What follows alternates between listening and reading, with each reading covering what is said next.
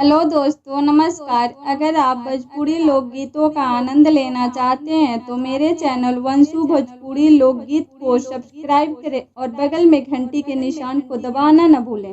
दुअरा प अइले सोनार टिकवा किंदिए बालम। दुअरा प अइले सोनार नतिया किंदिए बालम। किंदिए बालम पहना दिए बालम। किंदिए बालम पहना दिए बालम।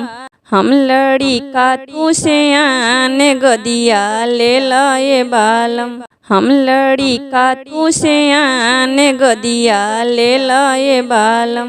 गोदिया ले लाए बालम खेला लाए बालम। गोदिया ले लाए बालम खेला लाए बालम। हम लई का तू से आने गोदिया ले लाए बालम। हम लई का तू से आने गोदिया ले लाए बालम। जेठ बई सकवा के घाम छतवा ले लोए राजा। जेठ बई सकवा के घाम छतवा ले लोए बालम। ले लोए बालम लगा दोए बालम। ले लोए बालम लगा दोए बालम।